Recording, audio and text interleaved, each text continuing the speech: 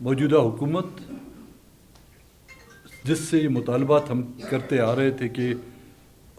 جو خواتین ہیں یا بی وائی سی کی جو اراکین ہیں ان میں مارنگ بلوچ، بیبو بلوچ، گلزادی، سخت اللہ شاہ جی اور سمیدین جو بیبر بلوچ، ہمارے بی این پی کے جو کارکن ہیں ماسٹر عبدالحلیم اور کئی سیاسی کارکنوں کو جو ہے 3 ایم پی او کے تحت پابند سلاسل کیا گیا ہے۔ ماروائے قانون ان کی گرفتاری کی جو عمل میں لائی گئی ہے۔ معاملہ پھر گیا عدالتوں میں، ہماری لیگل ٹیم بھی عدالتوں میں پہنچی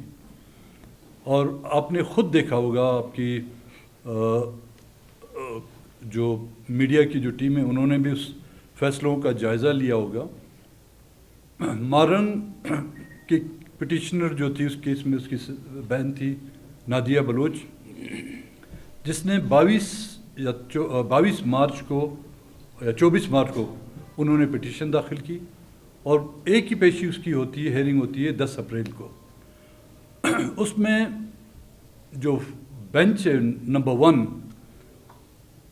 وہ ان سے ایفیڈیوٹ کا مطالبہ کرتی ہے کہ ایک ایفیڈیوٹ لکھ کر آپ لائیں تو اس کے بعد جو ہے ہم اس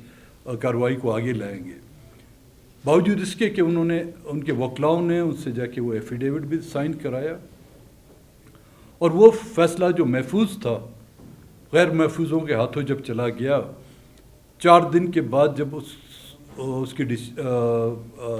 فیصلہ سنایا گیا، پھر گیند ایک بار پھر ہوم ڈپارٹمنٹ کی طرف پھینکی گئی۔ اسی نوعیت کا ایک دوسرا کیس جو بینچ نمبر 2 میں دائر کیا گیا تھا، کھانسی کا کیا نام تھا؟ نہیں وہ جو کھانسی تھے، رؤف خاصو کے 2 بیٹے تھے، ان پر بھی ایلیگیشن یہی تھی کہ 3 ایم پی او کے تحت بی وائی سی کے ممبران کے ساتھ انہوں نے تعاون کیا یا ان کو پناہ دیے۔ بینچ نمبر 2 اس ایم پی او کو جو 3 ایم پی او کو جو خارج کرتی ہے۔ ایک ہی بلڈنگ 2 مختلف کمرے، ایک میں چیف جسٹس بیٹھے ہوئے ہیں، میں جو دوسرے جج بیٹھے ہوئے ہیں، سیم ایلیگیشن،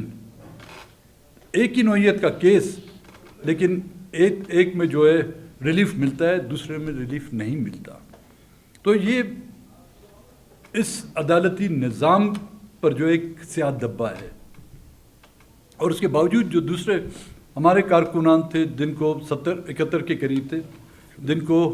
100 کے قریب، 70 ہمارے ہیں، باقی دوسری پارٹیوں سے ہیں، ان پر بھی یہ 3 ایم پی او کے تحت کیس لگائے گئے تھے۔ اور کل جب اس کی ہیئرنگ ہوئی بینچ نمبر 1 کے سامنے، تو ہمارے وکلاؤں نے، ساجد ترین، ہمارے جو جواد صاحب ہیں، انہوں نے جب اس پر آرگیو کیا اور کورٹ کے سامنے، ججز کے سامنے اور کوئی دلیل تھی نہیں، تو یہی کیس انہوں نے بینچ نمبر 2 کی طرف بھجوا دیا ہے۔ اب یہ جگ ہسائی سے تو بات بہت آگے جا چکی ہے۔ عدالتیں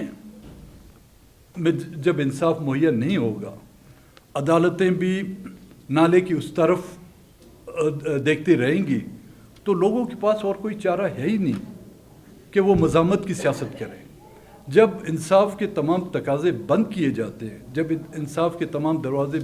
بند کیے جاتے ہیں، تو لوگ مزاحمت کے مختلف ٹولز جو استعمال کرتے ہیں۔